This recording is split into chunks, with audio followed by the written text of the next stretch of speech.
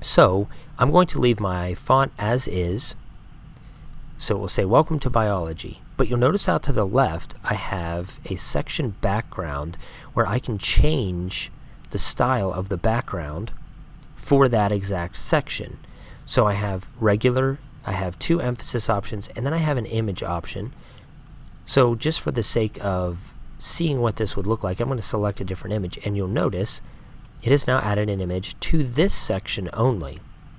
So I can make this look however I would like simply by working with the different sections. So the header is its own, and then I will add sections to each page, and that is how you build your pages. Now right now we are not building on a different page. We have not navigated away. This is still our main landing page. So let's say that I do this and I realize I do not like the view of that. I can simply go here, put it back to regular the way it was, or maybe change it so I don't have to go in and delete the image. I can simply change the selections or the section style. The other way that you can add content is by double clicking on the page, and this circle pops up, this wheel of options. So let's say that I do this and I wanted to add an image underneath Welcome to Biology. I can click image and it will give me, I can do 4 different ways to find or add an image. I can put a URL in, which we will look at URLs in another video. I can search, and you'll see that it allows me to search for commercial reuse with modification. So it already does a customized Creative Commons search. So let's say that I type in biology and I choose search. Notice I can determine what type of image I look for. Color, I can look by color. So you'll see that I'm just going to pull. These are all allowable for me or my students to use in my page because they have the correct license. So it's a really nice user-friendly feature that prevents me from having to go around and try to find one that is what I want, but it's also Creative Commons and we're not going to infringe upon anything. So let's say that I choose this frog because we are going to be getting into talking about some anatomy and even going into maybe a dissection unit. You'll see that I can resize the image, and as I do, I have these bars that help me to space and maintain. But when I did that, you'll see that it cut part of the image off.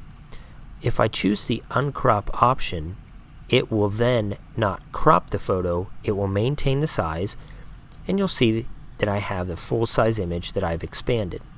If you want to crop, you can actually go in and crop to a specific area if you would like. So if I want to adjust the zoom, maybe we want to focus on this particular area right here, I can do that. I can then grab the image if I need to and move it anywhere in this section. I could also, if I wanted to, grab this image and move it to another section. So I do have the ability to easily click and drag anything that I put in here. As far as an image goes, I can do the same with text. I can also add a link, so I could make this image a link if I wanted to. I could delete it, or you'll notice you always have your more editing options, so I could replace the image with an upload or add alternate text. Now what this does is it will tell you if someone has a screen reader or someone who has a an accessibility feature that they are using, whether it's on a PC or a Mac or an iPad, you can type in what this image is as far as a description, so that whenever they go through this or they tap upon the image or whatever their interaction is, it will tell them what this description is so that it will help them understand and see. It's a very nice accessibility feature for those who may use it. So I can also do the same thing to this section as the section above. I can change the background a little bit. I can change the emphasis.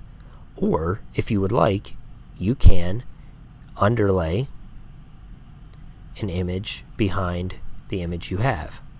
So you can see you can offset it with a little bit of red and maybe it'll be easier to see.